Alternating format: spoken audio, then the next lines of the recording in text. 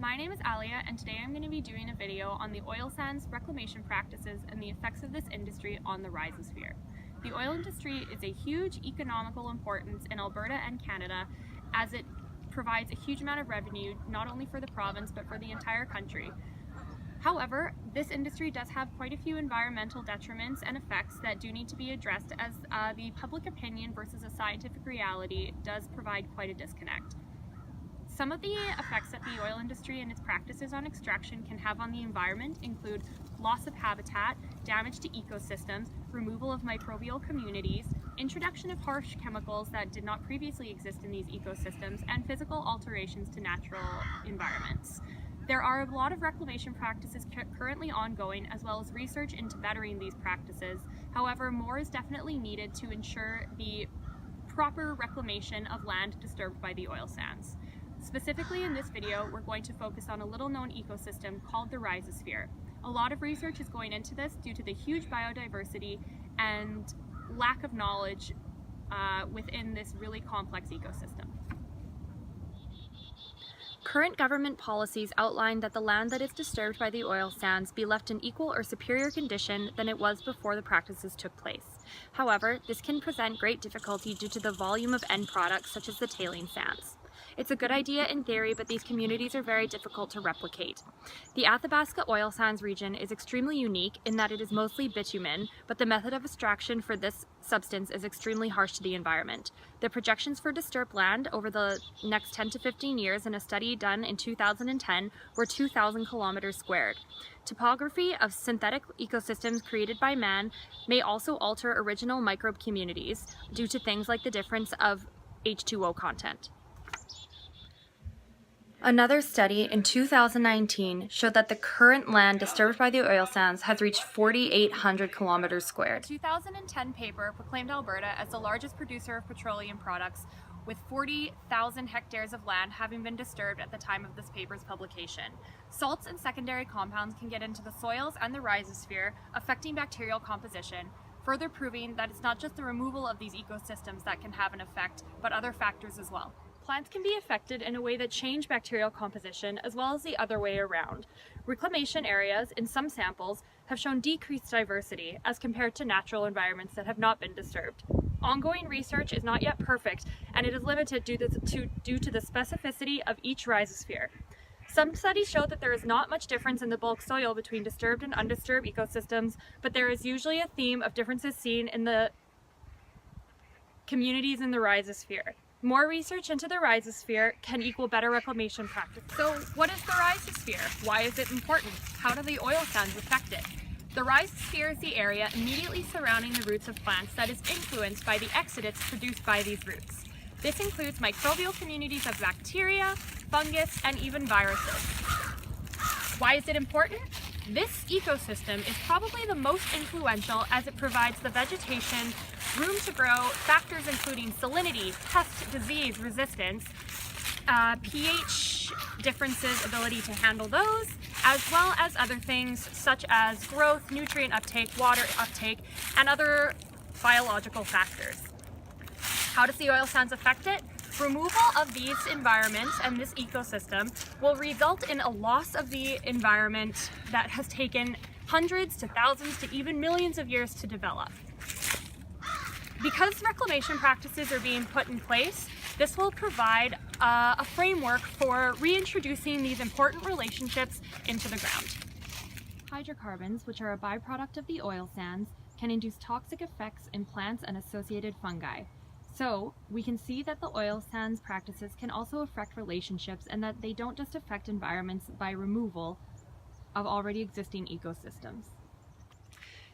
This was further supported by a study that found introduction of fungi was not sufficient to increase growth by a significant amount.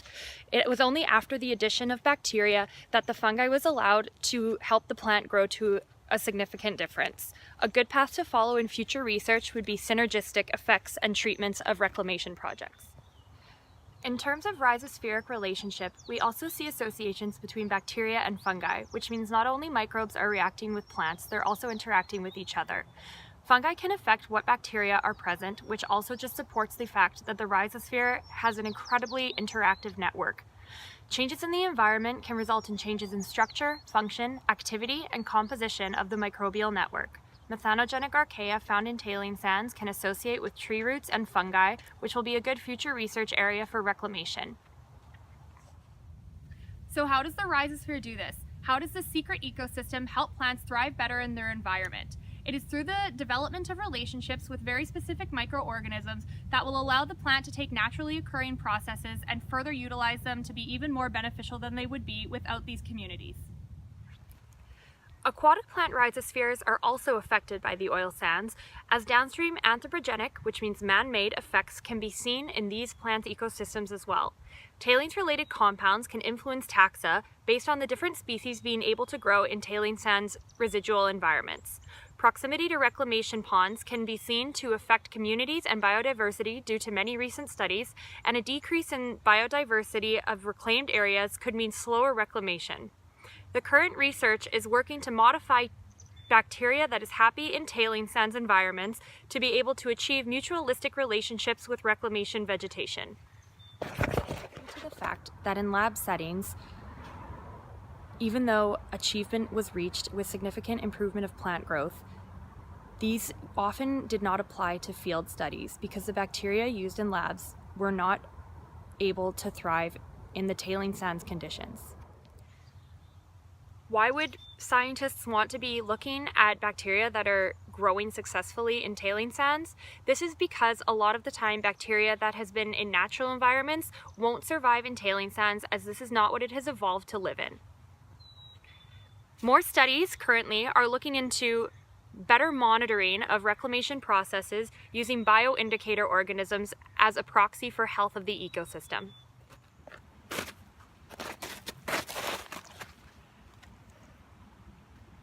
Still watching, I see. Ectomycorrhiza are fungi that are necessary mutualists for increased growth, increased nutrient acquisition, and an increased protection and resistant to toxic or harmful biotic and abiotic factors. They have a broad range of host plants, and some previous studies suggest that an increase in age will result in an increase in diversity. Fungal richness is often seen as higher in natural versus man-made rhizosphere ecosystems. So why did these important communities and relationships develop in the first place? In the environment, there's a natural phenomenon known as an evolutionary arms race, where the plants are having to try and outcompete diseases, pathogens, and other stressors in order to better thrive in their natural habitats. The addition of symbiotic relationships between microorganisms such as bacteria and fungi can provide beneficial advantages to the plants in dealing with both abiotic and biotic stressors. But what about the controversy surrounding the oil sands? What about the economy? What about jobs? Although these factors are something to consider in the forward movement of this industry, the environment should also be put more into the public eye, as its importance cannot be underestimated. Reclamation research and practices are being more and more extensively looked into, and hopefully a balance can be struck in this industry between what is best for the environment and what is best for the economy. An improvement of these kinds of practices and awareness of how oil sands affect the rhizosphere can help out nature and the environment from a big scale to a small one. The environment is an amazing place, and more needs to be done to protect it. Hopefully the current and further research into proper reclamation practices of the oil sands will allow for better restoration of the rhizosphere and all the amazing microbial, fungal, viral, and other pathways and communities within it. Hey, didn't see you there. Because of the lack of information about the rhizosphere out in the public, definitely more attention needs to be brought to the public eye, as this is impacting not only in the environment but human activity as well.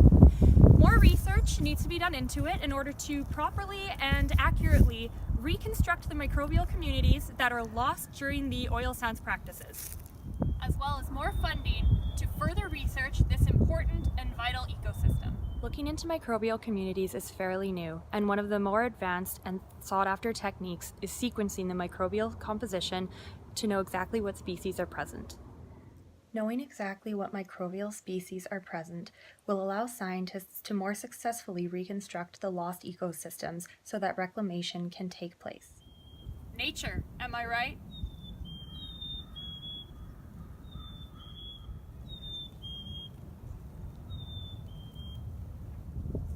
So, how exactly do the oil sands affect this very specific ecosystem known as aspect of the rhizosphere is the important communities and relationships between plants, bacteria, fungi, viruses, and the other biotic and abiotic stressors and factors that are present in this very complex system. And what do oil sands practices do to these developed communities? When an oil land practice is going through the disturbance of a natural ecosystem, these communities are destroyed and removed. Reclamation practices hope to reintroduce them in order to produce a equivalent or superior natural ecosystem that was present before the disturbance of these lands. But what does the current research say in terms of reclamation practices? Are they able to get to the natural ecosystem levels and communities that were present before? Is there any work that needs to be done? And what can be improved in terms of replacing the ecosystems with that which has been disturbed due to oil sands practices? In one study looking at the microbial communities within the rhizosphere, conducted over a period of 30 years, scientists looked at the development of relationships between plants and the microbial community within the rhizosphere at different time periods ranging from 5 years to 30. This study did not show that even over the course of a long time period, the natural ecosystems had recovered to the state that they were in before oil sands practices had taken place. In another study, a human-made substance known as biochar was used in reclamation practices. The microbial communities and diversities were seen to be improved, but were not brought to the same level as they were in the natural lands before the oil lands practices disturbed them.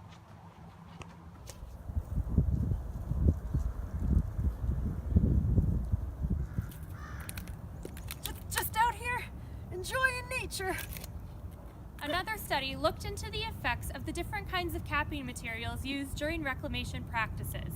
Things like tailing sands are extremely nutrient deficient and do not allow for vegetation growth in an efficient way due to their high salinity, ineffective and inoptimal pH, lack of nutrient availability, and the difficulty it provides plants in water uptake. Nutrient-deficient environments left behind from oil sands activities and practices can create a very hostile environment for microbial communities to develop, which will lead to the environment having a really hard time reaching the standard that the undisturbed land was before oil sands practices took place. What current research is being done on the rhizosphere and oil sand reclamation practices in order to effectively replace the microbial communities lost during the fracking and extraction processes? So far, a lot of lookings into have been done in terms of replacing the microbial communities by introduction of fungi and bacteria into soil and land being reclaimed for the oil sand. However, the introduction of these bacteria and fungi, though they are known to improve plant growth and nutrient uptake and other biotic things that will help the plant thrive, may not be enough to replace the destruction and degradation of the ecosystem of the rhizosphere due to the oil sands practices. An important aspect of adding microbial communities to being reclaimed areas is the specificity of the rhizosphere. When creating combinations of microbes, one must be aware of how they're going to interact with each other as well as the plants whose health and wealth they are supposed to improve. So what are the main reasons that these relationships and communities are so difficult to replace to the extent of the natural land before the oil sands practices have been undergone? Soils in old-growth forests and things like mother trees provide an extremely difficult standard for reclamation practices to live up to in terms of the lack of disturbance of these ecosystems before practices have taken place. Synthetic man-made redoings to try and replicate these systems and their relationships are not necessarily going to be able to live up to the standard that the natural evolution and development has been able to achieve. What is an old-growth forest, and why is this so hard to replicate during reclamation practices? An old-growth forest is a forest that has not undergone any anthropogenic disturbance for an extremely extensive period of time, thus allowing it to develop extensive, complicated, and extremely unique rhizosphere and more broadly ecosystem-wide relationships and communities that may not be able to be reclamated by man-made practices. Oh, hey look, a forest. Let's talk about old-growth forests. The management and conservation of these is critically important as they can harbor biological diversity, they can act as terrestrial carbon storage, as well as a method of sequestration. Mother trees would be the oldest trees in these old-growth forests, which act as a hub for vast underground mycorrhizal networks. Mother trees will do this by infecting surrounding young with fungi to send needed help. Perhaps a future solution for reclamation could be leaving or preserving the hub trees. So by this point in the video, we've gotten to know each other a little bit. I would say we're old friends. Speaking of old, let's talk more about old growth forests. The microbial community can be affected and differentiated by tree and vegetation species, present fungi, and the nutrients in the soil. Long-term growth was shown to affect biodiversity and number of relationships present in both the rhizosphere and the bulk soil. Community composition changed over time and became more rich. So what is an old growth forest? What is a mother tree? And why are these things so hard to replicate during reclamation practices? A mother tree, also known as a hub tree, is a very old part of an ecosystem that will set up extensive and complex mycorrhizal networks, also known as the fungal networks between plants and the fungi in the rhizosphere, allowing them to better uptake nutrients and sending them help when they are in distress or under attack by pathogens and parasites or in need of food. Them referring to the younger and underdeveloped plants that are existing in the same rhizosphere as the mother or hub tree. So how do mother trees help the younger and underdeveloped trees living in their rhizosphere? This is done through underground structures, frameworks, beneficial relationships, and networks that have been taking millions to thousands to hundreds of years to evolve.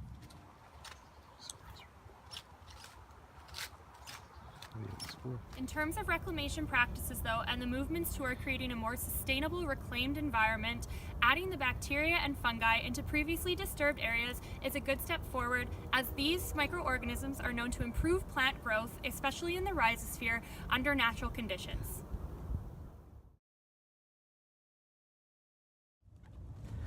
Wetlands may be indirectly impacted, as much of the time reclamation practices will take peat from the wetlands in order to try and parallel the microbial communities lost during oil sands extraction practices. Just having a snack. Oh wait, I'm a human, not a beaver. Damn.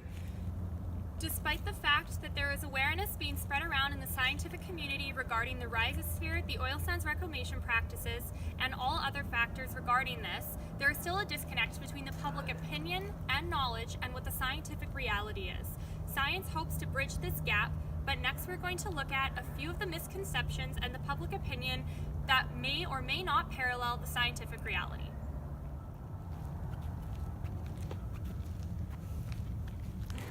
Are you aware of any of the reclamation practices that are currently being employed by the oil industry? Have you ever heard of an ecosystem known as the Rhizosphere? The reclamation practices are definitely looking into trying to replace the microbial communities that have been there for like millions of years and get removed. So have you ever heard of anything like that at all? No, I haven't. Okay, well thank you so much for your time. Have a nice day. Hi you guys, how's it going? Good. Good, awesome. So just right off the bat, do you know about any of the reclamation practices that the oil sands employs right now to kind of fix what they're doing out there? Yeah, a little bit. Anything come to mind that you want to discuss? Just that I've worked for Suncor for many years when I worked for Syncrude. I know they're overburdened and things like that. They're very clean. It's amazing. Okay, great. So are you aware of an ecosystem known as the Rhizosphere? No. Hey man, how's it going today? Good, how are you? Awesome, thanks. So I'm just going around asking the public about their knowledge about the oil sands and like what they're doing to reclaim the lands that they've disturbed during the practices in like extraction and fracking. So are you aware of any of the reclamation practices that the oil industry is employing? Nope, honestly I'm not. Do you have any interest as a member of the public in learning more about it? Yeah, for sure. Yeah? Yep. Have you ever heard of an ecosystem called the Rhizosphere? Nope. Have you ever heard of anything like a microbial community, anything like that? Nothing like that. Alright, so Well, I kind of work oil and gas, I guess. I work, not oil and gas, but I work on a plant site, so kind of contamination in the ground and stuff like that. So maybe on the site I work at, stuff like that, you mention it to upper management and stuff. Oh, great. Okay. Yeah. Well, thank you so much, man. You're welcome. Have a nice day. You too. Hey, girl, how's it going? Good, how are you? Good. So we're just here, like, talking to the public, getting some information about what they know about what's going on in the environment and stuff like that. And we just wanted a couple questions to see what your knowledge is on it. So, have you ever heard of an ecosystem known as the Rhizosphere? Yeah, I actually studied horticulture for school, so the rhizosphere has to do with like root systems, I'm guessing. Yeah, exactly. Yeah, so it's like the root structure underneath plants and like how it affects the soil and things like that. Yeah, for sure. And so obviously that's a really biologically diverse community. And are you aware of like all the different kinds of microbial communities that are going on and the relationships and things like that? Yeah, so there's things like bacterial growth, different things too, like mushrooms and then like plant like root systems and things like that. Yeah, for sure. And they're all really interconnected too, and like it's kind of like, what is that relationship called? Like Symbiotic? Symbiotic. Perfect. Yeah, nice. Yeah, so like bacterial and different things too, like rhizome structures have like that symbiotic relationship. Yeah, of course, of course. So obviously, if you had to rate it, would you say that the microbial communities that are in the soils of plants are important or not super important to the well-being of the environment? I'd say they're super important. Okay, great. Well, thank you so much for your time. Yeah, no problem. Thanks. Okay, done. Great. Hi there, how's it going today? All right. Good, excellent. So just right off the top here, we know the oil industry is very important to Alberta economy, but also that it can have some degradation effects on the environment. So in this video, we're really looking specifically at the Rhizosphere, which is a really important ecosystem as it influences most of the vegetation, like probably the most effectively in the entire world. Have you ever heard of the Rhizosphere before? No. No? Are you aware of the importance of microbial communities in the thriving of the environment? A little bit. Yeah? Anything come to mind? No? Alright, in terms of the oil sands reclamation practices, are you aware of any of the specific things that they're doing to try and like repair the disturbed lands? No. Okay. As a member of the public, would you be interested in learning more about stuff like that and what's going on? Yes. Okay, great. Well, thank you so much for your time. Welcome. Have a lovely day. You too. Hey guys, thank you so much for being part of our video today. We are just doing a project on the oil sands and how they can obviously do some damage to the environment, but they are important. So we're wanting to look into like what the government is doing in order to reclaim these lands that have been disturbed. So a really specific part of this video is we're focusing on an ecosystem called the Rhizosphere. Have you guys ever heard of the Rhizosphere before? Nope. No? Have you ever heard of the importance of microbial communities that exist in soils and lands that are being constructed by the oil sands? A little bit. A little bit. As a member of the public, is there any kind of urge to go out and learn more about like what's being disturbed, what's being fixed, anything like that? I've seen some of the reclaimed lands from the area and surrounding areas, Great. and just from like driving by and stuff, like there's lots of vegetation, trees and grass, and Yeah, definitely. like it is coming back. I'm not sure what the quality of the dirt is and all that kind of stuff. You know what I mean? But Yeah, for sure. I do know there is stuff living there, like whatever. But Yeah, of course. Right on. yeah, as far as spending more time looking into it, like not really. Fair enough. Yeah. Anything come to your mind, sir? Well, I don't know. I've just seen, like the bigger gas companies, Shell, stuff like that. I know they do quite a bit to try to help bring everything back as well. Yeah, for sure. Plant trees, stuff like that. So. Okay, great. Well, thank you so much for your time, guys. Have a good rest of your day. As we can see from my interactions with the public, the general population does yearn for a better understanding of things like the Rhizosphere and reclamation practices, but we can see a bit of a disconnect between the scientific reality and what the public perception of oil sands reclamation is.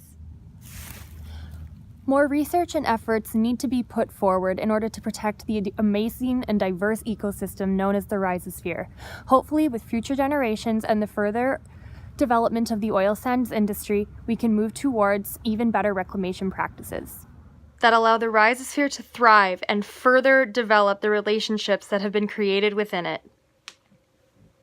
Thank you so much for watching, everybody, and remember, there is no Planet B.